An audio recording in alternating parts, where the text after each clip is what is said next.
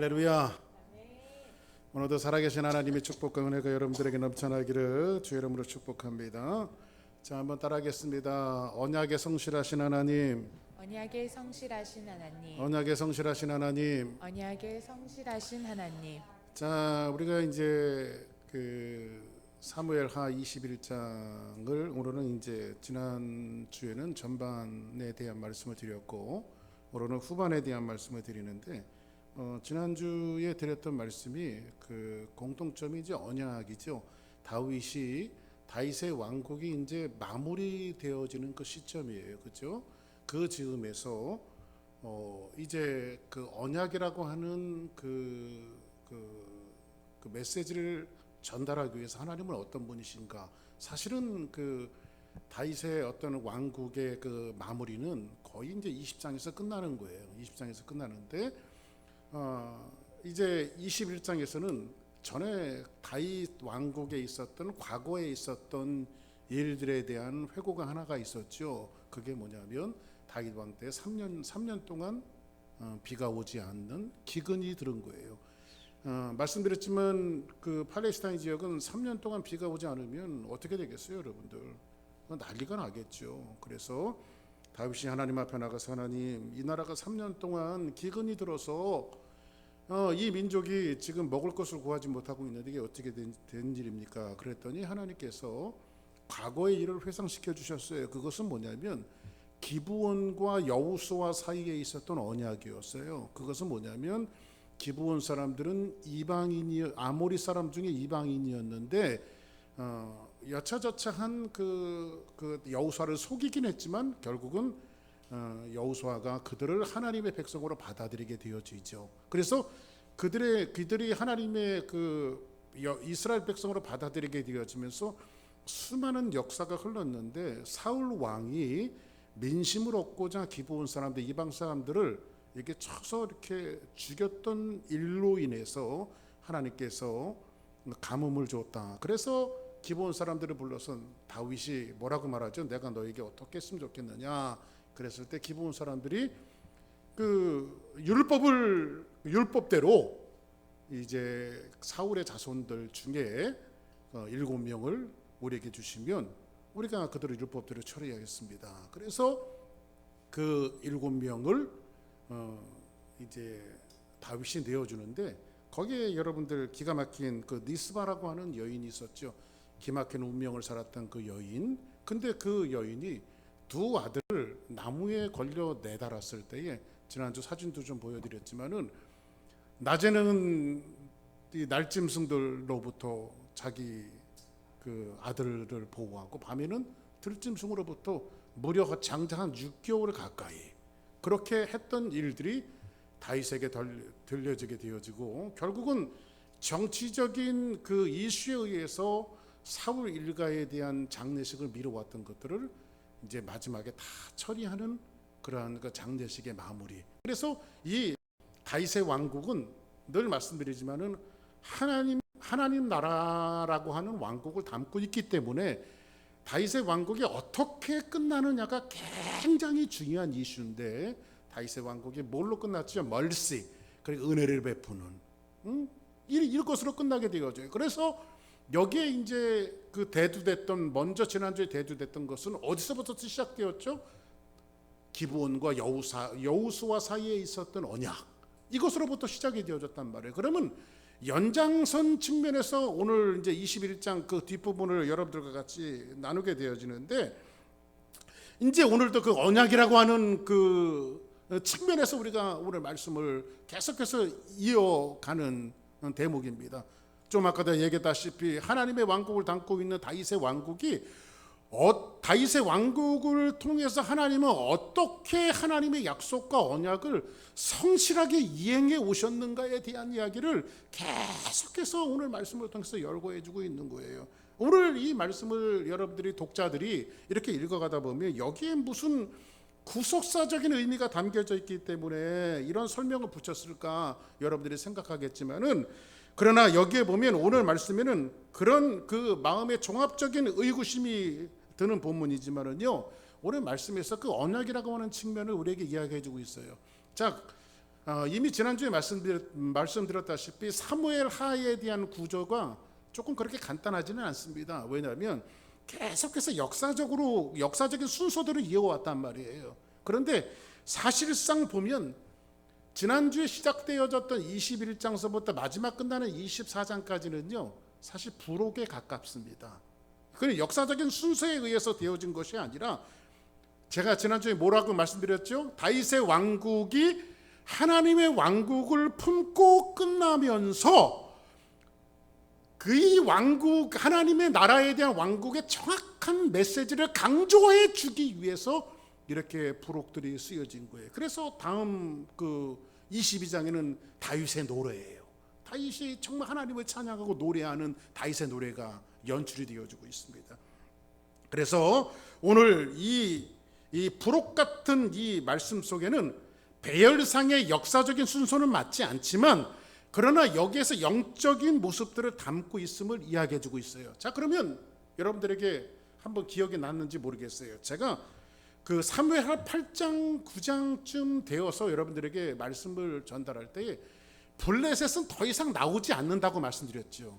더 이상 역사 속에 감춰버립니다. 메덱암마, 그 모성의 굴레라고 하는 어머니 성이 정복이 되어지고 나서 사실은 블레셋이라고 하는 나라는 이스라엘 민족을 괴롭혔던 블레셋이라고 하는 나라는 역사 속에 자체를 감춰버려요. 그런데 오늘 보니까 블레셋이 또 나와요. 이것을 우리가 여기 보니까는 성경은 뭐라고 이야기해주고 있냐면 이렇게 이야기하고 있습니다. 오늘 21장 15절 이렇게 시작하고 있어요. 블레셋 사람이 다시 이스라엘을 치거를 이렇게 말하죠. 근데 여러분들 블레셋이 안 나온다 그랬는데 왜 블레셋이 또 나오죠? 말씀드렸잖아요, 여러분들. 이것은 부록 같아서 지난주에 이야기한 대로 과거에 있었던 일들을 회상하면서 뭔가 메시지를 전달해 주는데 블레셋을 또 이 다윗의 왕국이 마무리될 시점에서 이 블레셋을 또 등장시키는 것은 여기인 대단한 영적인 이 메시지가 담겨져 있기 때문에 그래요. 영적인 메시지가 여기에 보니까 뭐라고 말하죠? 블레셋 사람이 다시 이렇게 말하죠. 다시라고 하는 것은 뭐예요? 계속해서 반복해서 이 다시라고 하는 말이 사실은 이 21장 오늘 여러분들과 읽었던 말씀에 보면 한 3번인가 4번 이렇게 이 다시라고 하는 말이 계속 나옵니다. 근데 여기에서 사무엘하 8장에서 다윗이 메덱암마 어머니 성이라고 하는 모성의 굴레라고 하는 어머니 성을 치고 난 다음에 사실상 블레셋은 역사의 뒤안길로 사라지고 마는데 블레셋은 문자적으로 보면 완전히 괴멸되었어요. 완전히 이제 블레셋 자체가 없어졌어요. 근데 블레셋이 역사 속에서 개인적으로나 국가적으로나 이스라엘 민족에게는 굉장히 가슴앓이였죠. 왜냐하면 블레셋 때문에 얼마나 많은 고통을 당했습니까? 그리고 다윗이 골리앗과의 전쟁에서 이기긴 했지만은 이 블레셋 앞에 얼마나 이스라엘 민족들이 작아지며 블레셋이 전쟁을 일으키면 또 그 다윗은 이스라엘 민족은 쫓겨나야 하고 무서워해야 하고 이 블레셋은 역사적으로 이스라엘 민족에게 있어서는 또 개인적으로 다윗에게 있어서는 2번이나 블레셋에 망명을 하는 그런 시절도 있었잖아요. 그렇죠? 이게 이스라엘에게 있어서 블레셋이라고 하는 존재는 뭐냐면 이런 거예요. 막 웃고 밥 먹다가도 블레셋 생각만 나면 밥맛이 떨어지는 거예요. 이게요. 그냥 이런 존재가 바로 어떤 존재라고요? 블레셋이에요. 근데 오늘 이스라엘 왕국이 이제 그 다윗의 왕국이 마무리되는 시점에서 블레셋을 또 등장시키는 것은 뭐냐면 영적인 의미가 있다고 말씀드렸죠. 이 블레셋을 다윗의 왕국이 마무리되는 시점에서 등장시키면서 이 블레셋은 너희들이 전쟁에서 이기고 역사의 뒤안길에 사라졌지만은 앞으로 영적으로 계속 이 블레셋은 너희들에게 다가올 것이라고 하는 이 얘기를 하는 거예요. 왕국이 세워지고 왕국이 완성된다고 할지라도 블레셋은 없어진 것이 아니라 계속해서 올 것이다. 마치 성도들이 살아갈 때 여러분들 우리들이 예수 믿고 구원받고 하나님의 자녀가 되어지고 영적인 체험들을 했지만은 영적인 체험들을 했다고 해서 어려움들이 우리에게 없나요? 그렇지는 않죠. 악한 마귀 원수 마귀와 싸워서 여러분들이 승리하고 이기고 하나님의 자녀가 되어졌지만요, 여러분들은 툭툭 가슴을 떨어지게 하는 이 블레셋 같은 존재는 성도에게 매번 올 수 있다라고 하는 것을 이 말씀을 통해서 우리에게 암시해 주고 있는 거예요. 이런 겁니다, 여러분들. 가뭄이 들었는데 비가 왔어요. 흡족한 비가 왔습니다. 그러면 한 번 흡족한 비가 내렸다고 그 다음에는 비가 안 내려도 됩니까? 그렇지는 않죠. 목마른 사슴이 시냇물을 찾듯이 갈급하면서 또 땅은 비를 고대하듯이, 믿는 성도랄지라도 성령을 체험하고 하나님의 은혜를 체험한다 할지라도 계속해서 흡족한 성령의 단비를 우리가 맛보면서 살아가지 않으면 안 된다라고 하는 이 메시지를 이 말씀을 통해서 전달해 주고 있는 거예요. 다시 한번 설명해 드리면, 다윗의 왕국이 하나님의 국률로 완성이 됐다 할지라도, 하나님의 나라를 품은 다윗의 왕국이 거대하고 강성하게 완성되었다 할지라도, 너희들에게 그 하나님께서 후원하시고 너희들과 함께 하시지만은 그 블레셋은 끊임없이 너희들에게 전쟁을 걸어올 것이다. 그 육체적인 블레셋은 없어졌지만 영적인 블레셋은 항상 너희들 앞에 있을 것이다 라고 하는 메시지를 이 말씀에서 던져주고 있는 거예요. 우리는 그런 얘기를 합니다.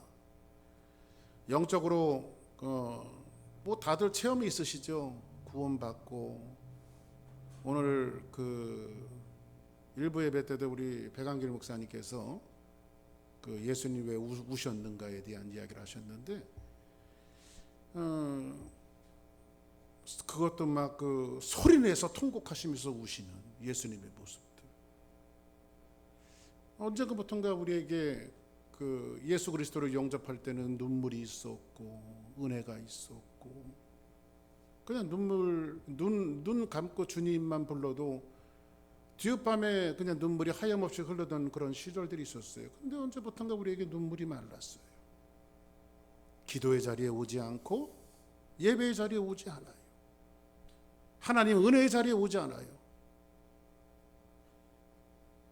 우리에게 구원받고 정말 은혜가 있었음에도 불구하고 언제부턴가 눈물이 말랐어요.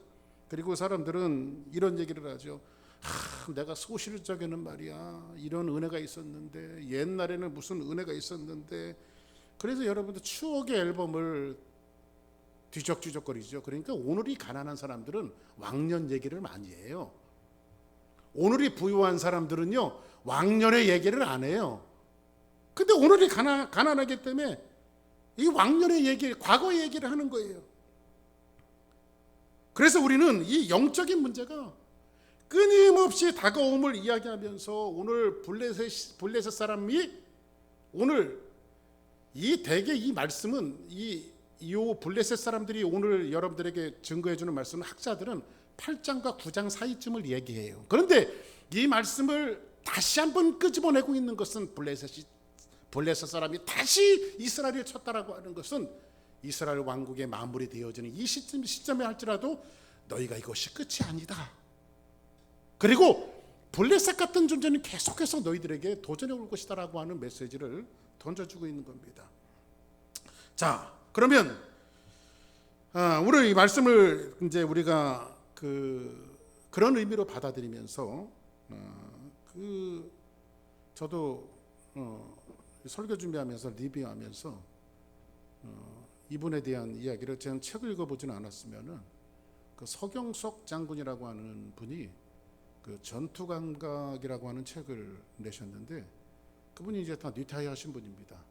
근데 이분이 사실 그 초국 간부 시절 때 월남전을 참전을 했습니다. 그래서 요즘 군인들 보면,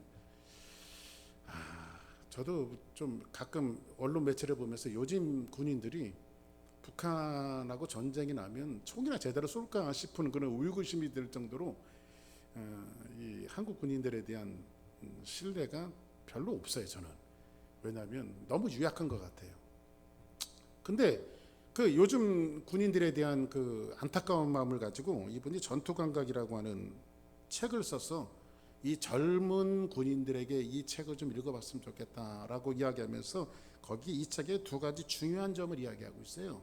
그 첫 번째 뭐냐면요, 진짜 전쟁은 후방에 있는 사람은 모르고 최전선에서 전쟁을 치러내는 병사들하고 초급 간부들만 진짜 전쟁을 이해하고 안다.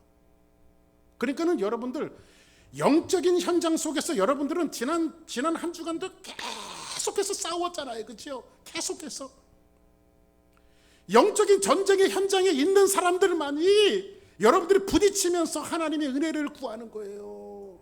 아멘. 그리고 여기 두 번째 이야기하는 것은, 이분이 두 번째 말하는 것은 참혹한 패배를 맛볼 때가 있는데, 그 패배를 맛볼 때는 언제였냐면, 월남전을 하다 보니까요, 그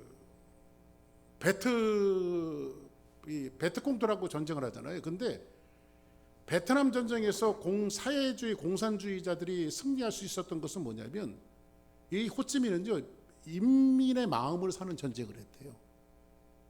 근데 미국하고 연합군들은요, 총칼로 뺏는 전쟁을 했다는 거예요. 근데 인민의 마음을 사는 전쟁을 하다 보니까요, 애들이 폭탄 하나 이렇게 들고요, 군인들한테 초콜릿 달라면서 가는 거예요. 그 자살하는 거, 애들이 폭탄 터뜨리는 거예요. 어디를 위해서? 인민을 위해서.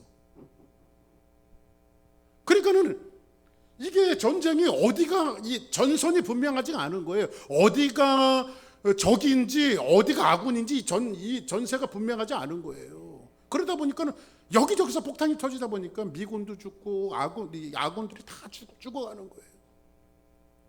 그래서 이 서경석 장군이 얘기하는 것이 뭘 얘기하냐면, 전쟁의 패배를 맛볼 때는 가장 느슨하고 어떻게 마음이 해이해져 있을 때 반드시 전쟁에서 패배하더라.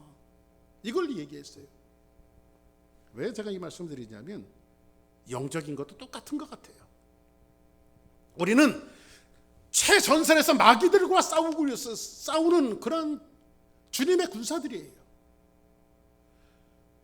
그런데 우리가 한 번 구원을 받고 한 번 인치심을 받고 우리가 신앙생활을 하는데, 어느 세월 어느 순간인가서부터 영적인 모습들을 하나씩 놓쳐가고 있어요. 그럴 때에 걷잡을 수 없는 그 패배들을 맛볼 때가, 인생의 패배를 맛볼 때가 얼마나 많은지 몰라요.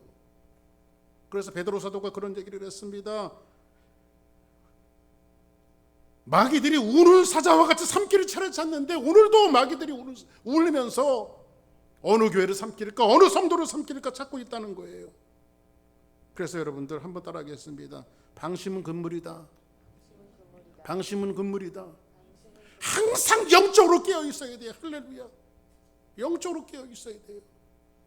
오늘도 이제 서머타임이 시작이 돼갖고 좀 더 일찍 내려와서 하나님 앞에 여기서 이제 제가 좀 한참 동안 기도를 했습니다.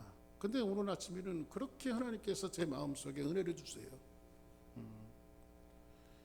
눈물의 설교를 들으려고 했는지 눈물도 나고, 하나님 정말 저희들이 주사랑교회 예배가 정말 신령과 진정으로 드려지는 예배가 될 수 있도록 도와달라고 하는데, 하나님께서 제 마음속에 큰 감동을 주세요. 사랑하는 성도 여러분, 우리가 정말 중요한 것은 뭐냐면, 방심하면 인생의 큰 낭패를 볼 수 있다는 거예요. 그래서 우리는 항상 예배의 자리에, 기도의 자리에 모여서 하나님 앞에 강구하고, 아멘. 언제까지 그 일을 해야 돼요? 목사님, 도대체 그건 언제까지 그렇게 하면 되겠습니까? 답을 가르쳐 드릴게요. 주님 오시는 날까지. 할렐루야. 긴장의 끈을 놓쳐서는 안 돼요. 자, 그럼 오늘 말씀 봅시다. 오늘 말씀해 보니까 뭐라고 말하냐면 이렇게 시작돼요. 블레셋 사람이 다시 이스라엘을 치거늘 다윗이 그의 부하들과 함께 데려가서 블레셋 사람과 싸우더니, 이제 다윗이 싸우다 보니까 어떻게 됐어요? 피곤하죠. 자, 근데 거인족의 아들 중에, 지금 거인족은 가드 사람들이죠. 자이언트들. 그러니까 골리앗의 키가 거의 3m에 가까웠다고 그래요. 그러니까 이 거인족들, 그러니까 골리앗은 죽었지만 골리앗 같은 사람들이 아직도 있어요, 없어요? 그러니까 골리앗 하나 무너뜨렸다고 좋아하며 살 필요 없어요, 여러분들. 이 거인들은 또 와요. 우리 교회가 우리 속담에 그런 말이죠. 산 넘어 산이라고요. 영적인 일들이 그래요, 여러분들. 하나 물리쳤다고 또 안 오는 게 아니에요. 지금 하나 물리치니까요. 맨 마지막에 보니까 이 거인이 넷이 나와요. 어떤 녀석은요. 발가락, 손가락 다 합치면 몇 개입니까? 예? 24개잖아요. 근데 각각 6개씩 있대. 각각 6개씩. 이런 무시무시한 사람들이 또 오는 거예요. 거인족의 아들 중에 무게가 300세겔이나 되는 노창을 들고, 우리는 들지도 못하는 그 노창을 들고 색칼을 찬 이스 비브노비 다윗을 죽이려 한 거로. 이제 이 이스 비브노가 지금 다윗이 결투를 벌이는 거죠. 이 이스 비브노는 어떤 사람이에요? 이 골리앗 같은 사람이에요. 그렇죠? 그래서 우리는 골리앗의 전쟁으로 승리하고 모든 것이 그냥 그 탄탄대로처럼 나간다고 생각하지만은 이렇게 거인들은 또 와요, 우리에게. 태산 같은 문제들은 또 온다라고 하는 사실을 제가 다시 한번 말씀드리지만, 이스라엘 왕국이 하나님의 왕국에게 완성되는 시점에서 우리에게 경계하는 메시지를 주시는 거예요. 한 번 이겼다고 이것으로 끝나는 것이 아니다. 자, 지금 요 전에는 어떤 사건이 있었죠?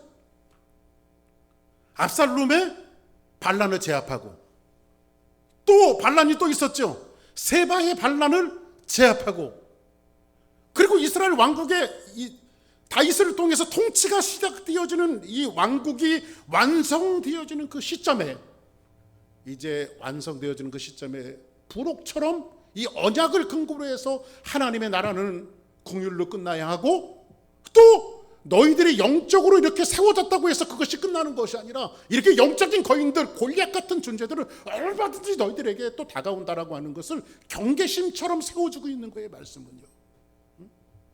그래서 여러분들 신앙에는요, 싸우는 것도 중요하지만요, 얼마나 경계가 중요한지 몰라요. 그래서 그런 말이 있죠. 전쟁에 실패한 병사는 용서해줘도 경계에 실패한 용사는 용서하지 못한다. 항상 경계해야 되는 거예요. 신앙이 그래요, 여러분들. 느슨해질 때면 하나님 앞에 나와서 몸부림치며 기도하고, 할렐루야. 자, 17절 같이 한번 읽어볼까요? 자, 시작. 수르야의 아들 아비새가 다윗을 도와 그 블레셋 사람들을 쳐 죽이니, 그때 다윗의 추종자들이 그에게 맹세하여 이르되, 왕은 다시 우리와 함께 전장에 나가지 마옵소서, 이스라엘의 등불이 꺼지지 말게 하옵소서 하니라. 자, 지금 다윗이 거인과 싸우다가 지금 지쳤어요. 그죠? 그리고 다윗이 지금 위험에 처해서 죽을 쯤 되었을 때, 그러니까 다윗이 이렇게 적나라하게 그 죽을 쯤 되었을 정도로 굉장히 위험한 순간들을 성경은 이렇게 부록처럼 기록해 놓고 있어요, 다시. 그렇죠? 그런데 그때에 수레의 아들 아비새가, 부하가 다윗을 도와 그 블레셋 사람을 쳐 죽이니, 그 다윗이 그 사람과 싸웠다면 죽을 수밖에 없었는데 아비새가, 그 부하가 도와서 지금 누구를 죽였어요? 그 거인을 죽인 거예요. 그때 다윗의 추종자들이 뭐라고 말하냐면, 아비새와 더불어 뭐라고 말하냐면, 맹세에 이르되 왕은 다시 우리와 함께 전쟁에 나가지 마십시오. 이제는 전쟁 나오시지 않아도 됩니다. 지금 죽을 뻔했잖아요. 왕이 죽으면 우리는 어떡합니까? 그러면서 뭐라고 말하죠? 불이 꺼지지 말게 없어서, 지금 다윗을 뭐로 표현하고 있어요? 이스라엘의 등불로 표현하고 있어요. 누가요? 그의 부하들이. 지금 누구의 사랑을 받고 있어요? 부하들의 사랑을 받고 부하들에게 아낌을 받고 있어요. 누가? 다윗이요. 자, 그러면 여기에서 성경은 이 이스라엘의 등불이 꺼지지 말게 없어서 다윗을 등불로 보았는데, 다윗의 왕국을 등불로 보았는데, 성경 우리가 한번 몇 절 좀 볼 필요가 있어요. 한번 같이 한번 읽어보세요. 시작. 여호와께서 다윗의 집을 멸하기를 즐겨하지 아니하셨음은 이전에 다윗과 더불어 언약을 세우시고, 또 다윗과 그 자손에게 항상 뭘 주겠다고? 등불을 주겠다고 말씀하십니다. 역대하에 있는 말씀이죠. 그 다윗에게는 항상 그 다윗과 그 자손에게는 뭘 준대요? 등불을 준대요. 그죠? 그러니까 하나님은 다윗의 집을 멸하기를 즐겨하지 아니하셨대요. 그죠? 자, 또 한번 봅시다. 열왕기상 우리 지난번에 본 건데 11장 36절 시작. 그의 아들들에게는 내가 한 지파를 주어서 내가 거기에 내 이름을 두고자 하여 택한 성읍 예루살렘에서 내 종 다윗이 항상 내 앞에 등불을 가지게 있게 하라. 예, 여기서 지금 뭐라 그래요? 내 종 다윗이 항상 내 앞에서 뭐를? 등불을 가지고 있게 하리라. 그러니까 이 신하들이 지금 이 나라의 등불이 꺼지지 말게 없어서라고 얘기하는 것은 성경적인 근거가 있어요. 자, 한번 성경 또 볼까요? 자, 열왕기상 15장 넘어갔어요? 예, 15장 3절 4절 한번 보겠습니다. 시작. 야비함이 그의 아버지가 이미 행한 모든 죄를 행하고 그의 마음이 그의 조상 다윗의 마음과 같지 아니하여 그의 하나님 여호와 앞에 온전하지 못하였으나. 그 다윗의 후손들이 지금 그 하나님 뜻대로 했어요. 하나님 뜻대로 살지 않고 있어요. 하나님 뜻대로 살지 않고 있죠. 그죠? 다윗과 같지 않죠. 그런데 성경은 뭐라고 말하고 있냐 봅시다. 시작. 그의 하나님 여호와께서 다윗을 위하여 예루살렘에서 그에게 등불을 주시되 그의 아들을 세워 뒤를 잇게 하사 예루살렘을 견고하게 하셨으니. 자, 그럼 여기에 이제 언약이라고 하는 측면이 있는데 이제 전쟁을 하다 보니 거인에게 거의 죽을 쯤 되었을 때에 신하에 의해서 아비사라고 하는 신하에 의해서 다윗은 가까스로 거기서 그 죽음에서 건져져요. 그렇죠? 그리고 나서 신하들이 뭐라고 그래요? 다시는 전쟁에 나가지 마옵소서. 그 이게 8장 9장 사이라고 말씀드렸죠. 그래서 결국은 11장쯤입니까?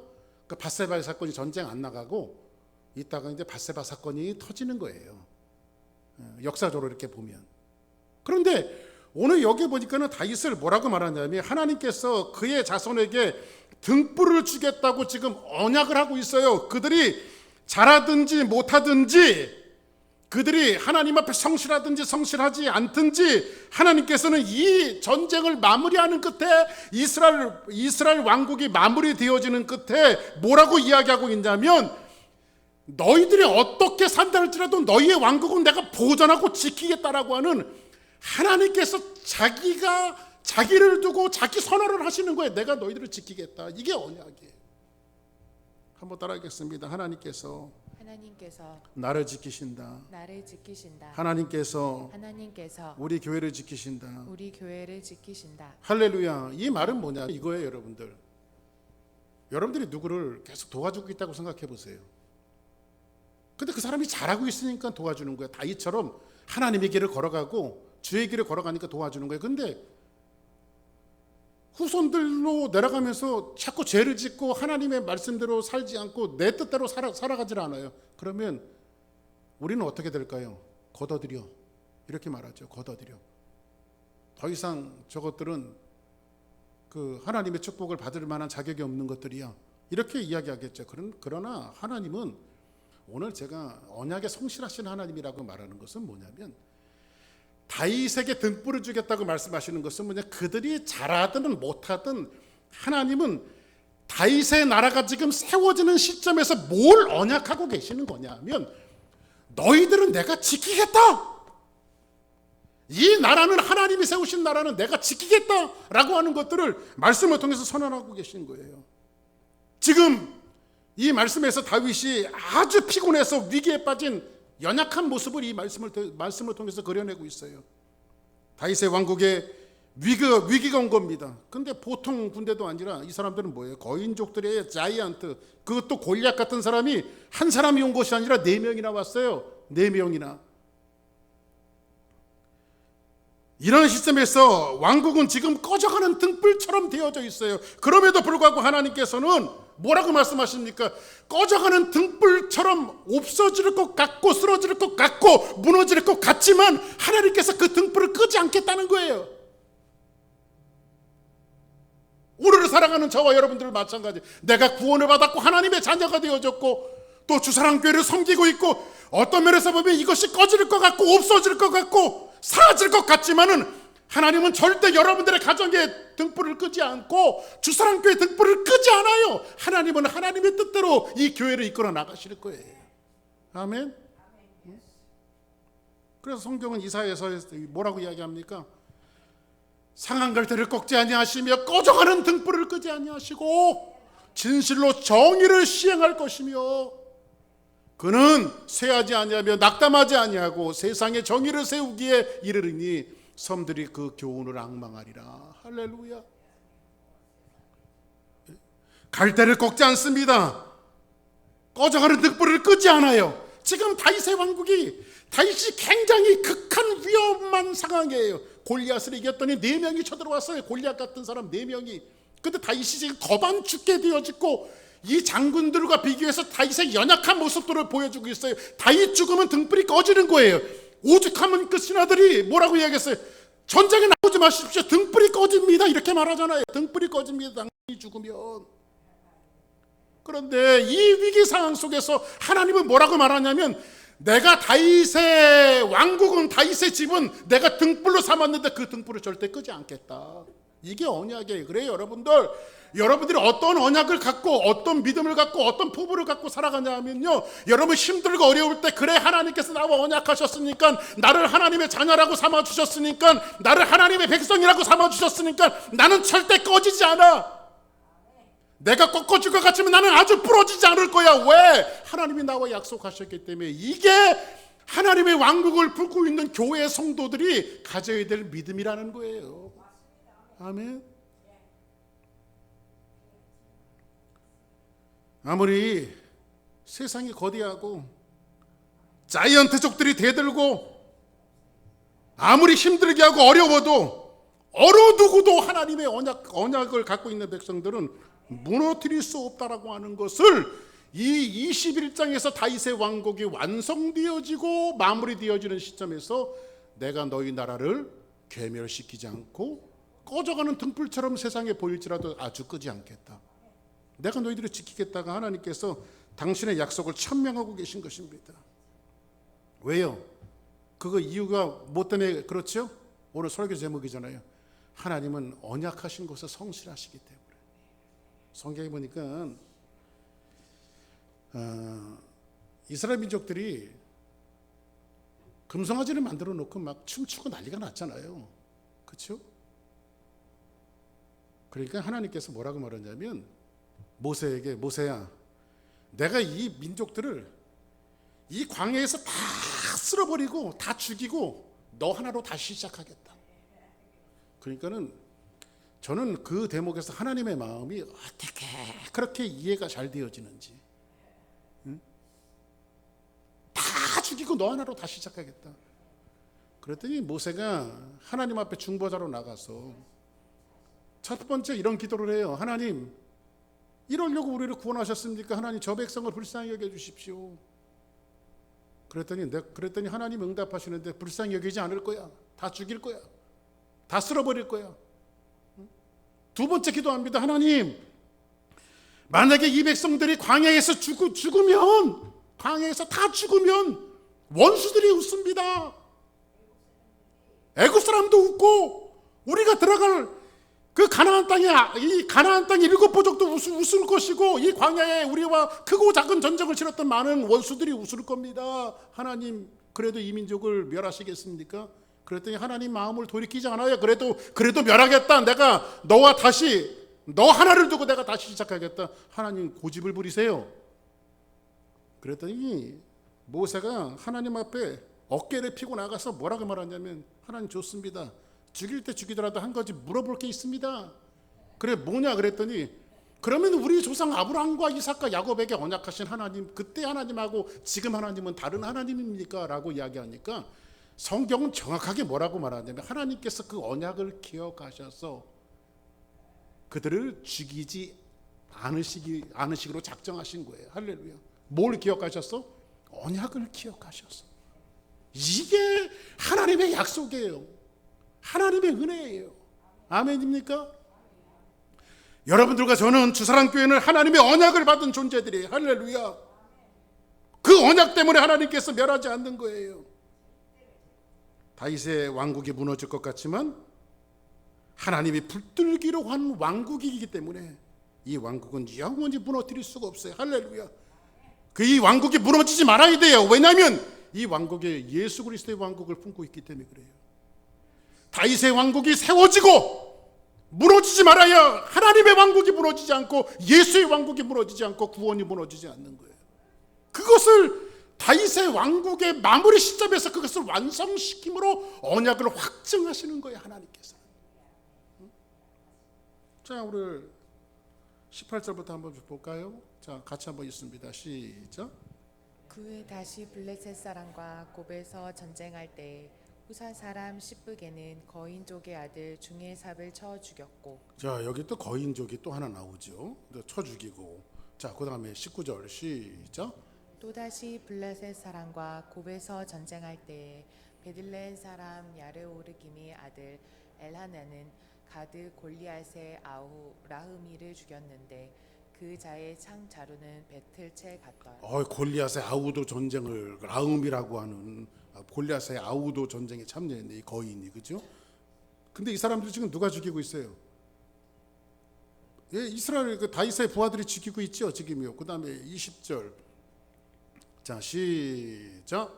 또 가드에서 전쟁할 때 그곳에 키가 큰 자 하나는 손가락과 발가락이 각기 6개씩 모두 24개가 있는데 그도 거인족의 소생이라.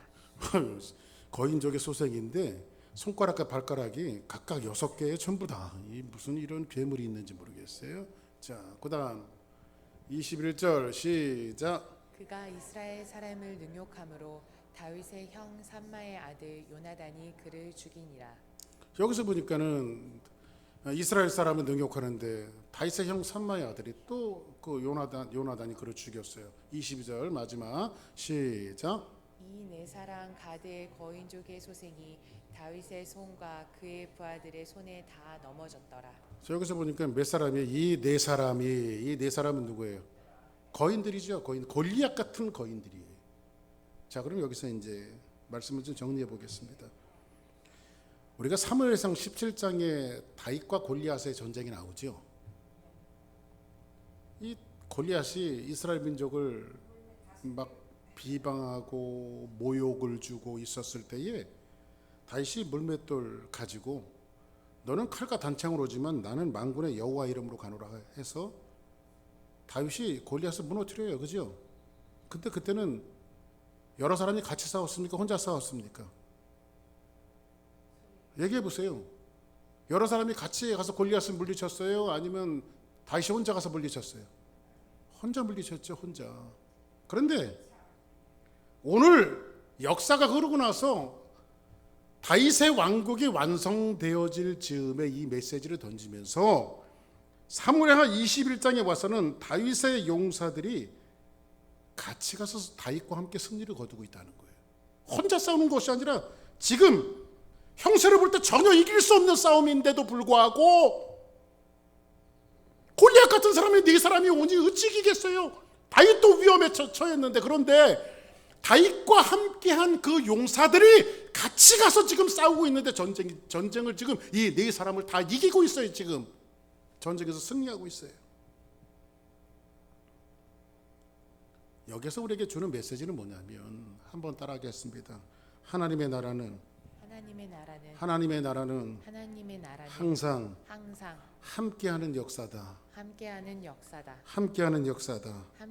역사다. 할렐루야. 아멘. 하나님의 나라는 이제 항상 함께 역사를 이루어가는 나라예요. 아멘입니까? 그때는 다윗이 골리앗을 혼자 싸웠지만은 지금은 그들이 같이 싸워가고 있어요. 지금 이 말은 무슨 말이냐면 다윗의 왕국은 하나님의 나라를 담고 있어요. 근데 지금을 살아가는 우리 시대는요, 교회가 하나님의 나라를 담고 있어요. 그렇죠? 근데 교회는요, 담임 목사 혼자 싸우는 것이 아니라 함께 싸워나가는 공동체라는 거예요. 근데 이 네 사람 거인족들의 소생을 다윗과 다윗 부하들이 거뜬히 이겨내요. 근데 아이러니하게도 여러분들 21장이 이 네 사람을 다 이겨냈다라고 끝나고 있는데요. 아이러니하게도 이 다윗의 용사들이 어떤 사람인지 아십니까? 제가 강의할 때 말씀드렸죠. 아둘람굴, 다윗과 함께 피신 피신하면서 도망다녔던 사람들, 이 아둘람굴에 있었던 사람들은 뭐예요? 빚진 자, 마음 상한 자, 원통한 자. 요 사람들이 지금 다 같이 싸우는 사람들이 그 사람들이에요. 빚진 자, 원통한 자, 마음 상한 자. 그러니까 사회의 누저들이에요. 아주 약한 사람들. 이 사람들이 지금 세월을 타고 다윗의 왕국과 함께하면서 지금 이 사람들이 지금 뭐가 돼 있어요? 용사가 되어져 있어요.